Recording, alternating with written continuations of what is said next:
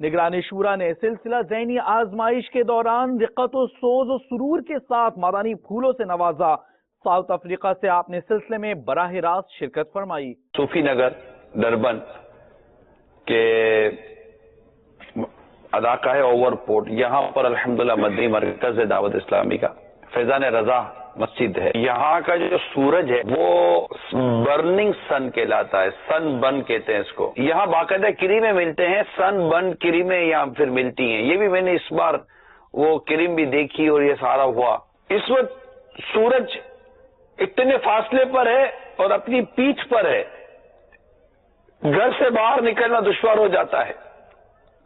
اس وقت کے 1 میل کے فاصلے پر ہوگا، اس کا منہ اس طرف کو ہوگا۔ گرمی کی حالت میں پیاس کی جو کیفیت ہوگی محتاج بیان نہیں، بعضوں کی زبانیں منہ سے باہر نکل آئیں گی۔ میٹھے میٹھے اسلامی بھائیوں اور مدنی چینل کے ناظرین، ذرا غور کیجئے، نماز قضا کرنے والوں کا حال کیا ہوگا، جھوٹ بولنے والوں کا حال کیا ہوگا، غیبت کرنے والوں کا حال کیا ہوگا، فلمیں ڈرامے دیکھنے والے، گانے باجے سننے والوں کا حال کیا ہوگا۔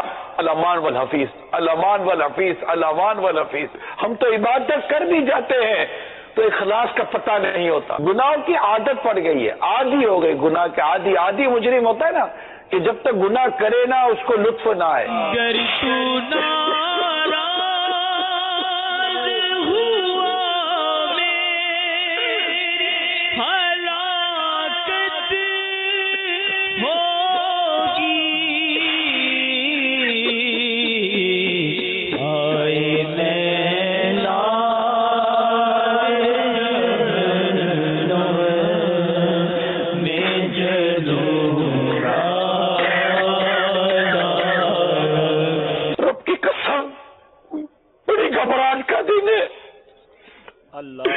حساب کتاب کا دن ہے،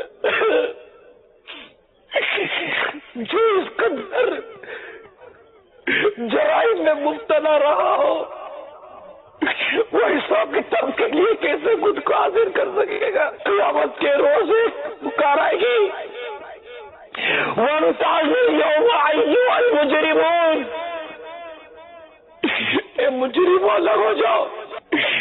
کیسا عجیب حال ہوگا، پھر اپنے آپ کو دیکھے، اپنے کرتوتوں کو دیکھے، ہمیں اگر میزان عمل پر لا کر کھڑا کیا گیا اور ہمارے عمل تولے گئے تو بھی دیکھ لینا، آپ بھی دیکھو میں بھی دیکھوں، کیا کتنی گناہ کتنے، کون سا پلڑا ہلکا کون سا پلڑا بھاری۔